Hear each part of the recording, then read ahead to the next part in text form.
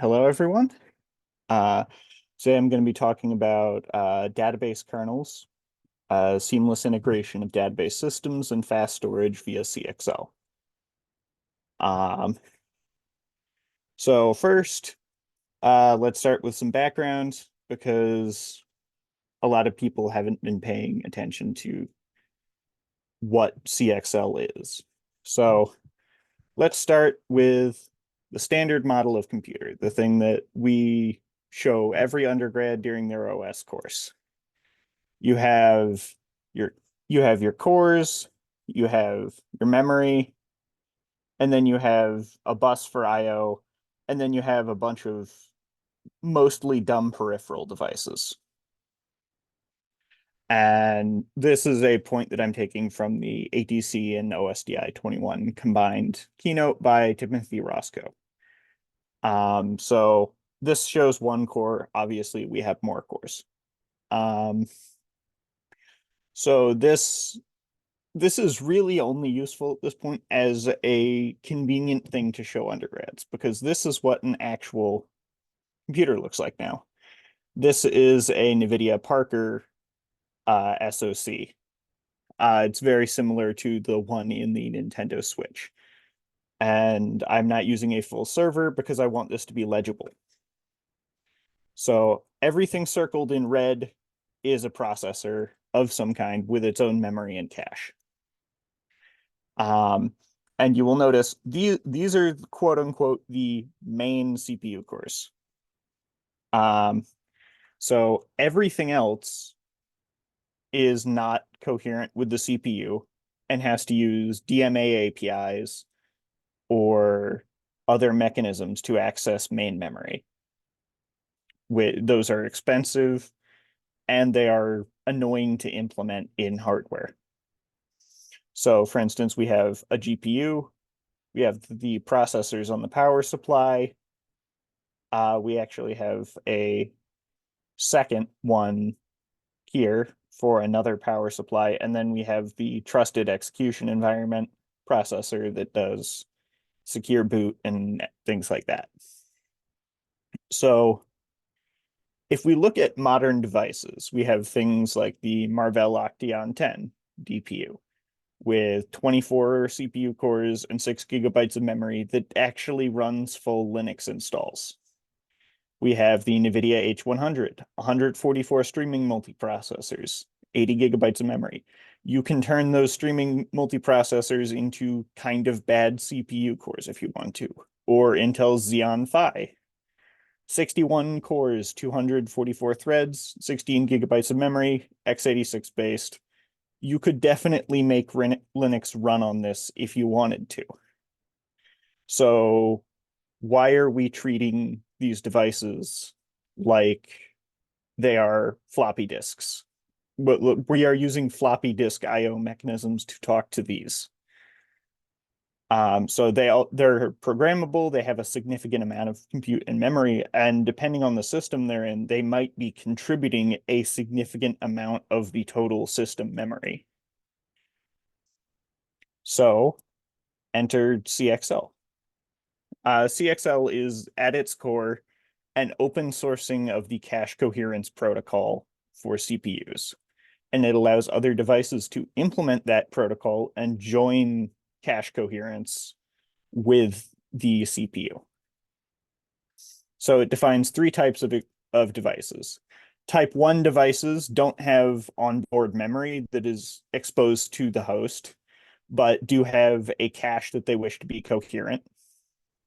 Type 3 devices are just kind of blobs of memory or storage. And type 2 devices have cache and memory that they expose to the host. So type 1 would be something like a network card that doesn't allow you to touch its internal memory. Type 3 would be something like a memory expansion card or an SSD. Because CXL does allow you to stick a bunch of DIMMs on a PCIe card, plug it into a server, and get more memory. That was one of the initial use cases for it. And then type 2 is GPUs, FPGAs, other sort of more intelligent devices. So this was initially an initiative led by Intel, as part of their strategy of kind of going very heavy on accelerators. Making accelerators smarter is important for that. So in this, CPUs are still the most important thing, but they aren't considered the sole devices where you might do important computation, and they're not considered the sort of arbiter of main memory anymore. CXL is also lower latency than the PCIe bus because it sits on top of PCIe for compatibility reasons. So only devices that actually want to be cache coherent need to implement CXL. Everything else is a normal PCIe device. But it is lower latency because a lot of the data shuffling about who owns what when is now implemented in hardware using the cache coherency protocol from the CPU. And it's about an order of magnitude difference in latency. You can also do things like memory pooling. So if you have a GPU and you stick it in a host, it can just use the host's memory transparently, which means is it quite as fast as having a bunch of on-die memory for the GPU? No. But it does allow you to put a terabyte of memory with your GPU instead of having to buy enough GPUs to have a terabyte of memory. And also there is peer-to-peer memory access. So this more or less obsoletes the direct storage protocol from Microsoft, as well as GPU direct RDMA from NVIDIA. It just means everything can do that, no special sauce or proprietary implementations required. And CXL 2.0 and 3.0 support disaggregated solutions. So you could have multiple servers sharing a GPU that some other thing, for instance, a management service, has sliced up. Now, there are latency concerns with that. The viability is application dependent.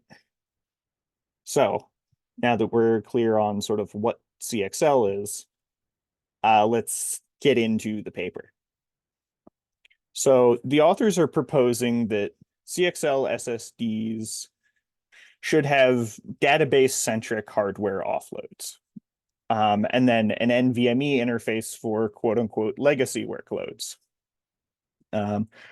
So writing to special regions exposed by the SSD will cause it to perform services for you. For instance, lower latency sequential writes, or the ability to write a query that has a where clause in it into a special region, and then read the result of that as a table scan, as if you were just scanning through memory. And the SSD will handle actually doing the filtering for you. In the case of a SQL database, or a transparent compression and encryption, which means you can do encryption at rest only for data that needs encryption at rest. And it also shows up as a memory expander. So your new I/O API is memcopy. So how do you implement this? The CXL arbiter is a part of the CXL protocol that lives on every device that participates, and it controls sort of what is exposed to the protocol. So an arbiter is allowed to kind of lie to the host about what the SSD actually has and expose the same memory multiple times with different characteristics. And we have a 64-bit address space. We're not going to run out for a very long time. Intel doesn't even use the top, I think, 7 bits of a pointer anyway, unless you are inside of a VM, in which case they don't use the top 2 bits. So the CXL cache protocol is used to make sure that all reads and writes are cache coherent, and they provide prefetching hints to the SSD controller. So what this means is that only data that has actually changed needs to be transferred over the bus. So updating 1 byte in a file no longer requires transferring 4K. It requires transferring one cache line. And then you can use the cache flush mechanism to perform an fsync. And that is so there will be a DRAM cache on the SSD that all of this is written to, because obviously you can't go directly to flash. And that gives low latency writes. Some of the initial experiments have shown that you can get pretty close to normal memory latency, as in NL3 cache miss latency, which is not amazing, but it's also not horrible. And it's certainly better than what we have right now for I/O. So the authors propose a series of database kernels. So buffer extensions, which provides SSD side fsync. So what that would involve is you push most of the data to the SSD and you do a little bit of work, and then you tell it fsync, but it doesn't have to move everything across the bus. So you save yourself a lot of work in terms of like needing to shuffle data around. So it makes fsyncs cheaper. You can also put read-heavy pages on host memory, and if something writes to that page, you will be informed of that and it will be updated. And write-heavy pages can go on SSD memory, again, for the faster fsync. They also propose a query execution worker, which would implement indexes and where clause-like features on the SSD controller.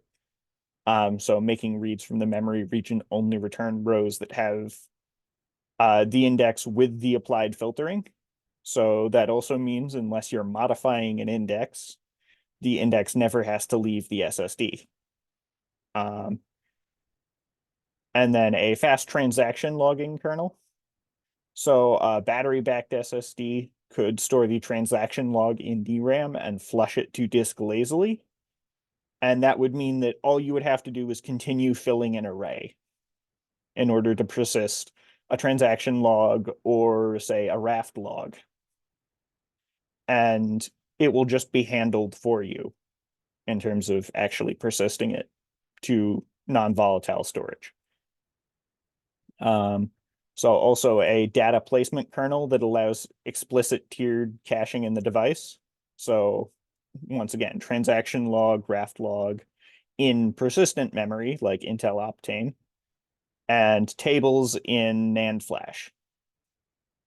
And they also proposed coherent virtual views where the SSD will compute SQL views on your behalf and you read from them as if it were a normal table. So for their evaluation, they implemented the base CXL protocol and the CXL memory extension. So this is likely the largest component by far, because it includes implementing the CXL arbiter. It includes everything to expose host to memory. And it includes everything involving the cache coherence. And